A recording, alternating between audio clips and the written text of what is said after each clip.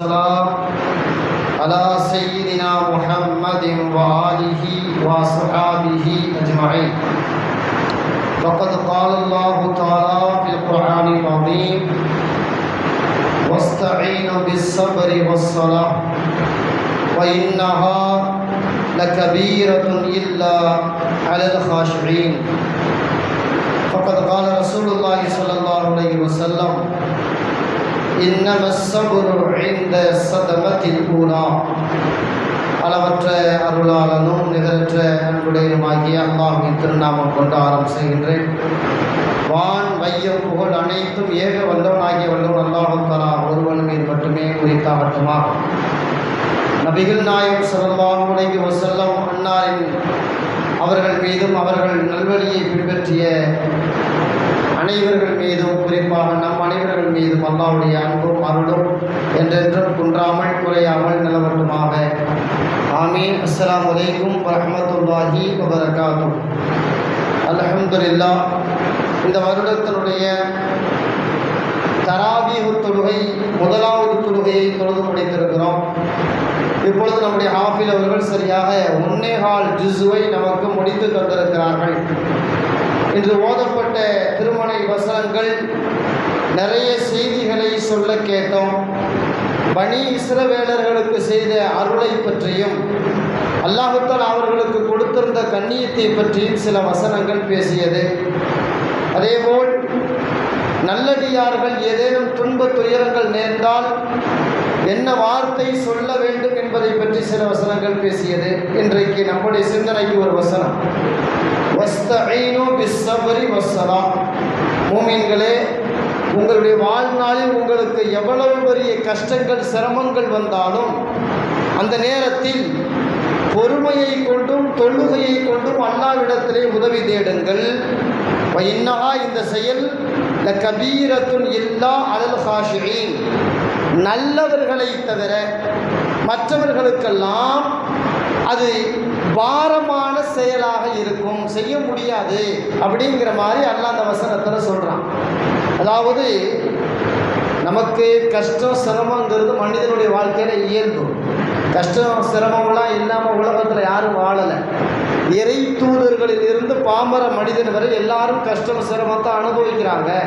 அந்த நேரத்தில் ஒரு முஃமின் என்ன செய்யணுங்கிறத அல்லாஹ் இந்த வசனத்தில் சொல்கிறான். முதல்ல பொறுமையாக இரு, பிறகு தொழு. இது ரெண்டையும் வச்சு அல்லாஹ்ட்ட துவா செய். அல்லாஹ் உனக்கு வெற்றியை தருவான், சிரமத்தை நீக்குவான். இந்த வசனத்திற்கு இமாம் குர்துபி ரஹிமஹுல்லாஹ் சொல்கிறாங்க, பிஸ்ஸப்ருங்கிற வார்த்தைக்கு நோன்புன்னு அர்த்தம். நோன்பை கொண்டும் தொழுகையை கொண்டும் அல்லாஹ்விடத்திலே உதவி தேடுங்கள் என்று அல்லாஹ் இங்கே சொல்லித் தருகிறான். காரணம் என்னன்னு கேட்டால், நோன்புங்கிற மாதிரி அமல் மற்ற அமல் மாதிரி இல்லை. பெருமானார் ஸல்லல்லாஹு அலைஹி வஸல்லம் அவர்கள் சொல்வார்கள், அஸ்ஸௌமு நிஸ்ஃபு ஸப்ர். நோன்புனால பொறுமையில் பாதின்னு அர்த்தம். நோன்பு வைக்கிறதுக்கு நிறைய பொறுமை வேணும்.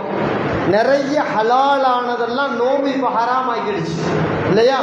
பகலில் சாப்பிடலாம், குடிக்கலாம், மனைவியோடு சந்தோஷமாக இருக்கலாம், மார்க்கத்தில் அனுமதி இருக்குது. ஆனால் ரமதான் மாதத்தில் இது எல்லாம் ஹராம். ஒரு மூமினுக்கு, ஒரு முஸ்லீமுக்கு பகல் நேரத்தில் சாப்பிட்றது, குடிக்கிறது, தன்னுடைய இணையோடு இணைகிறது, இது 3 ஹராம். மற்ற காலங்களில் ஹலால் இல்லையா? அப்படின்னு பார்க்கும் பொழுது கொஞ்சம் பொறுமையாக இரு. பசியை பொறுத்துக்க, தாகத்தை பொறுத்துக்க, காமத்தை பொறுத்துக்க அப்படின்ட்டு பொறுமையை கற்றுக் கொடுக்கிற மாதம். பொறுமையை கற்றுக் கொடுக்கிறது தான் இந்த நோன்புடைய அடிப்படையான விஷயம். பொறுமையோடு இருக்கணும் அப்படிங்கிறத இந்த வசனத்தின் மூலமாக அல்லாஹ் தஆலா நமக்கு சொல்கிறான் அப்படிங்கிற செய்தியை பார்க்கணும். புகாரியில் ஒரு நபி மொழிப்பதிவு செய்யப்பட்டது. பெருமானார் ஸல்லல்லாஹு அலைஹி வஸல்லம் நடந்து போகும் பொழுது ஒரு அம்மா, பெரிய மனுஷி, ஒரு கபருக்கு பக்கத்தில் உட்காந்து அழுதுகிட்டு இருந்தாங்க.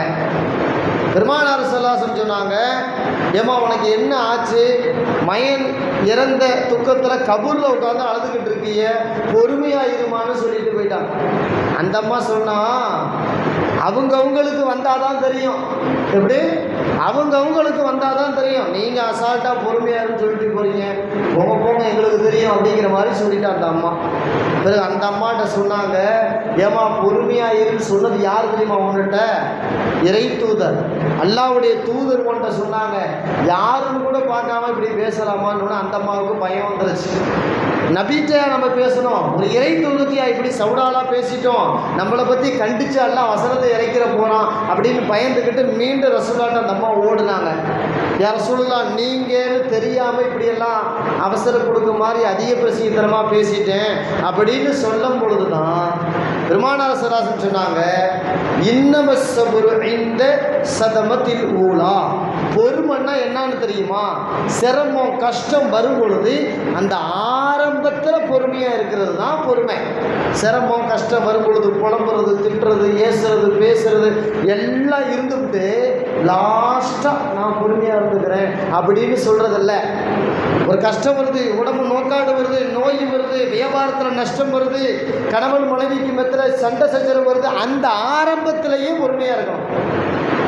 ஆரம்பத்திலேயே பொறுமையாக இருக்கணும், அதுதான் பொறுமை. அதனால் உங்கள் வீட்டில் இறப்பு துக்கம் எது வந்தாலும் ஆரம்பத்திலேயே பொறுமையாக இருந்திருக்க. புலம்புறதெல்லாம் புலம்பி முடிச்சுட்டு பொறுமையாக இருக்கிறேன்னு சொன்னால் அதுக்கு பேர் பொறுமை இல்லை அப்படின்ட்டு பெருமானார் ஸல்லல்லாஹு நமக்கு பொறுமைனா எப்படிங்கிறத கற்றுக் கொடுக்குறாங்க. இந்த ரமலான் மாதத்தில் தானே பிறை 17வது அன்று பத்ர் யுத்தம், முதல் யுத்தம் நடக்கிறதுக்கு அந்த இரவில், நாளைக்கு காலையில் யுத்தம்னா இந்த இரவில் பெருமானார் ஸல்லல்லாஹு அலைஹி வஸல்லம் துவா செஞ்சாங்க. எல்லா தோழர்களும் துவா செஞ்சாங்க, நாளைக்கு வெற்றி நமக்கு கிடைக்கணுங்கிறதுக்காக. எல்லாரும் துவா செஞ்சுட்டு கொஞ்ச நேரத்தில் அவங்கவுங்க தூங்க போயிட்டாங்க. ஆனால் பெருமானார் ஸல்லல்லாஹு அலைஹி வஸல்லம் அவர்கள் இரவு முழுக்க தொழுதுகிட்டு துவா செஞ்சுக்கிட்டே இருந்தாங்க. இரவு முழுக்க தொழுதுகிட்டு துவா செஞ்சுக்கிட்டே இருந்தாங்க.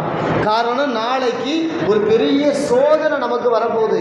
நாளைக்கு பத்ருங்கிற சண்டை வரப்போகுது. அந்த சண்டனை, அந்த சோதனையில் அல்லாஹ் நமக்கு வெற்றியை தரணும்னா முதல்ல பொறுமையாக இருக்கணும், அதோட தொழுகணும், அதோட துவா செய்யணும். எந்த பிரச்சனையாக இருந்தாலும் சால்வ் ஆகணும், பிரச்சனை ஓயணும் அப்படின்னு முடிவு பண்ணால் புத்திசாலி என்ன செய்வான்? அல்லாஹ்ட்ட துவா செய்யணும், அல்லாஹ்ட்ட தொழுகணும். அல்லாஹ்விடத்துல தொழுது துவா செஞ்சால் அந்த பிரச்சனை கூடிய விரைவில், அது எந்த சின்னது பெரியது எதாக இருந்தாலும் சரி, குடும்பத்தில் பிரச்சனை, ஆஃபீஸில் பிரச்சனை, கம்பெனியில் பிரச்சனை, தொழிலில் பிரச்சனை, கணவன் மனைவிக்கு மத்தியில் பிரச்சனை, அண்ணன் தம்பிக்கு மத்தியில் பிரச்சனை, மாமா மச்சானுக்கு மத்தியில் பிரச்சனை, எந்த பிரச்சனையாக இருந்தாலும், மவுத்து நஷ்டம் எதுவாக இருந்தாலும் சரி தான், அந்த நேரத்தில் பொறுமையாக இருக்கணும். கடாபுடான்னு சத்தம் போட்டுறக்கூடாது, அல்லாவை திட்டி ஏசி பேசிடக்கூடாது. பொறுமையாக இருந்து அல்லாட்ட ஒப்படைச்சிட்டு, இறைவா இந்த பிரச்சனையை நீ தான் தீர்த்து வைக்கணும் அப்படின்னு தொழுகணுமா. முதல்ல தொழுகணும். பலாய் நீங்க 2 ரக்காயத்தை தொழுகணும். தொழுதுட்டு அல்லாட்ட கையேந்தி துவா செய்யணும். அப்படிங்கிற பொழுது அல்லாவுடைய உதவி கிடைக்கும்னு அல்லாஹ் இந்த வசனத்தில் நமக்கு, இந்த வசனத்தின் மூலமாக சொல்லி கொடுக்குறானே. இந்த வசனத்தின் மூலமாக சொல்லப்பட்டிருக்கிறது. குறிப்பாக இந்த ரமலான் மாதத்தில் நம்முடைய நாவை பேணணும், நம்முடைய கண்ணை பேணணும், நம்முடைய கைகாலுகளை பேணணும், உடல் உறுப்புகள் அனைத்தையும் பேணணும். அதனால தான் ரமலான் மாதத்துக்கு ஒரு பேர் இருக்குது தெரியுங்களா? அதாவது சும்மிய ரமலான் ஷஹ்ரு சபுர். இந்த ரமலான் மாதத்திற்கு பொறுமையின் மாதம் என்று ஒரு பேர் உண்டு என்பதாக தஃப்சீர் துறையினுடைய முஃபஸ்ஸிரீன்கள் இந்த செய்திகளை நமக்கு சொல்கிறார்கள் பார்க்குறோம். இந்த ரமலான் மாதத்தில் மிகுந்த பொறுமையாக இருக்கணும். கணவன் மனைவிகிட்ட, பிள்ளைகள்கிட்ட, வேலைக்காரங்கள்ட்ட, டிரைவர்கள்ட்ட, அக்கம் பக்கத்து வீட்டுக்காரவங்கள்ட்ட, மஹல்லாவாசிகள்கிட்ட, தொழுக வரும்போது, நோம்பு திறக்க வரும்பொழுது, வியாபாரத்துக்கு போகும்பொழுது, கடை வீதிகளில் எல்லா இடத்துலையும் 11 மாதத்தை விட இந்த மாதத்தில் ரொம்ப பொறுமையாக இருக்கணும் அப்படிங்கிறத அல்லாஹ் தஆலா இதன் வாயிலாக நமக்கு சொல்லித்தரான். பொறுமையை பற்றி உமர்களில் சொல்லுவாங்க, பொறுமை 2 வகை. சோதனை வரும் பொழுது பொறுமையாக்குறது ஒரு வகை. அதே நேரத்தில் அல்லாஹ் தடுத்திருக்கான்ல, தடுத்ததை செய்யாமல் இருக்கிறது இன்னொரு வகை பொறுமை. அதுதான் உயர்ந்த பொறுமை. இந்த மாதத்தில் நாம் அந்த 2வது பொறுமையை அவசியமாக கடைபிடிக்கணும். அல்லாஹ் ஹராமுன்னு சொன்ன எதையும் மற்ற மாதத்திலையும் செய்யக்கூடாது. ரமதான் மாதத்தில் ரொம்ப கண்ணு கருத்தமாக இருக்கணும். அந்த ஹராமின் பக்கம் போயிடவே கூடாது. செல்ஃபோனில் ஃபேஸ்புக் பார்க்குறது, ட்விட்டர் பார்க்குறது, செய்தி பார்க்குறது, அதெல்லாம் இந்த மாதத்தில் வேண்டாம். காரணம், அந்த செய்திக்கு இடையில தப்பானது, பார்க்கக்கூடாதது, கேட்கக்கூடாததெல்லாம் வருதே, அந்த முசீபத்தெல்லாம் வருதே. டிவி பார்க்குறது, சீரியல் பார்க்குறது, அப்படிங்கிறதெல்லாம் வேணாம். இந்த மாதத்தில் இந்த ஒரு மாதம் சீரியல் பார்க்காட்டி குடி ஒன்றும் முழுகி போயிடாது. அதனால தொடர் விட்டு போயிருங்கிறதெல்லாம் வேண்டாம். அல்லாஹ் இந்த மாதத்தில் பாவத்தை செய்யாதேன்னு சொல்கிறான். சீரியல் பார்க்கறது பாவம் தான், மற்ற மாதங்களில் அது செய்யக்கூடாதுனாலும் ரமதான் மாதத்தில் தயவு கூர்ந்து இந்த ஒரு மாதம் டிவிக்கு ஒரு மாதம் விடுமுறை விட்டுற வேண்டியதான். முடிஞ்சால் கேபிளை பிடிங்கி போட்டுடலாம், ஒய்ஃபை கொஞ்சம் ஆஃப் பண்ணி போட்டுடலாம். இந்த மாதிரி முடிஞ்ச வரைக்கும் இந்த ரமலான் மாதத்தில் நம்ம எவ்வளவு பொறுமையாக இருக்க முடியுமோ பொறுமையாக இருக்கணும். பொறுமை, உயர்தரமான பொறுமை என்னன்னு கேட்டால், ஹராமானதை மனம் செய்ய தூண்டினாலும் செய்ய மாட்டேன் என்ற பிடிவாதத்தோடு இருக்கிறது. பிடிவாதத்தோடு இருக்கிறது, அதுதான் உயர்ந்த பொறுமை அப்படின்னு உமர் ரலியல்லாஹு அவர்கள் சொல்லுகிறார்கள். தஃசீர் இப்னு கஸீரில் இந்த செய்தி பதிவு செய்யப்பட்டது. ஒரே ஒரு செய்தி, அதாவது மிகப்பெரிய துக்கம் மனுஷனுக்கு என்னன்னு கேட்டால் இறப்பு தான். தான் குடும்பத்தில் இறந்து போகிறாங்க, தனக்கு பிரியமானவங்க இறந்து போகிறாங்க, அதுதான் உச்சகட்டமான துக்கம், உச்சகட்டமான சோதனை. அந்த நேரத்தில் கூட பொறுமையாக இருக்கணும். அந்த நேரத்தில் கூட பொறுமையாக இருக்கணும் அப்படிங்கிறது மார்க்க நமக்கு கற்றுக் கொடுக்குதே. குசம் இப்னு அப்பாஸ், குசம்னு ஒரு தோழர் இருந்தார். யாரு? அப்துல்லா இப்னு அப்பாஸ் ரலியல்லாஹு சகோதரர். அப்துல்லா ரலியல்லாஹு தஆலாவுடைய சகோதரர் குசம் இறந்து போயிட்ட செய்தி. பயணத்தில் இருந்தாங்க அப்துல்லா ரலியல்லாஹு தஆலா. அப்போ சொல்கிறாங்க, உங்களுடைய ரொம்ப நெருக்கமான சகோதரர் குசம் இறந்து போயிட்டாரு, குசம் இறந்து போயிட்டாருன்னு சொன்ன உடனே ஒட்டகத்தை அப்படியே நிப்பாட்டினாங்க, கீழே இறங்கினாங்க, நீண்ட முறை 2 ரக்காயத்தை தொழுதாங்க. தொழுது முடிச்சுட்டு அல்லாஹ்ட்ட துவா செஞ்சாங்க. துவா செஞ்ச உடனே இந்த வசனத்தை தான் ஓதுறாங்க, வஸ்தஈனு பிஸ்ஸப்ரி வஸ்ஸலா வ இன்னஹா லகபீரத்துன் இல்லா அலல் ஹாஷிஈன் அப்படி இந்த வசனத்தை தான் ஓதுனாங்க. அப்போ நம்முடைய மார்க்கத்தின் முன்னோடிகள் என்ன சொல்லி கொடுக்குறாங்கன்னு கேட்டால், மவுத்து செய்தியோ நஷ்டத்தின் செய்தியோ பிரச்சனைக்குரிய செய்தியோ எது நமக்கு வந்தாலும் முதல்ல 2 ரக்காயத்தை தொழுகணும். முதல்ல 2 ரக்காயத்தை தொழுகணும். இன்னா லில்லாஹி வ இன்னா இலைஹி ராஜிஊன் நம்ம சொல்கிறத பழக்கம் வச்சிருக்கிற மாதிரி 2 ரக்காயத்து தொழுகிறதையும் பழக்கத்தில் வைக்கணும். பழக்கத்தில் வச்சு அல்லாட்ட முறையிட்டு பிறகு அல்லாஹ் அந்த சோதனைக்கு ஒரு நிவாரணத்தை கொடு அப்படின்னு அல்லாட்ட கேட்கறது தான் நம்முடைய மார்க்கத்தினுடைய முன்னோடிகள் நமக்கு கற்றுக் கொடுத்த பழக்கம்னு பார்க்குறோம். ஹுதைஃபா ரலியல்லாஹு தஆலா அவங்க சொல்லுவாங்க, பெருமானார் ஸல்லல்லாஹு அலைஹி வஸல்லம் நிகழ்வு எப்படி இருந்துச்சு? கான ரசூலுல்லாஹி ஸல்லல்லாஹு அலைஹி வஸல்லம் இதா ஹஸபஹு அம்ருன், அவங்க வாழ்நாளில் ஏதேனும் பிரச்சனைன்னு அவங்களுக்கு வந்துருச்சுன்னா, சோதனைன்னு அவங்களுக்கு வந்துருச்சுன்னா, அவங்க வேகமாக தொழுகையை நோக்கி போயிடுவாங்க, தொலை போயிடுவாங்க. தொழுது முடிச்சுட்டு அல்லாஹ்ட்ட துவா செய்வாங்க. வருவோம் செஞ்சுட்டா மலை மாறி வந்த பிரச்சனை படிவோல விலகிடும்னு சொல்லுவாங்க. மலை மாறி வந்த பிரச்சனை, கஷ்டம், சோதனை பனி போல விலகிரும். அல்லாஹ்ட்ட முதல்ல தொழுகணும், துவா செய்யணும், பொறுமையாக இருக்கணும். அப்படிங்கிறத இந்த வசனம் நமக்கு கற்றுத்தருகிறது. இந்த மாதம் பொறுமையின் மாதம்.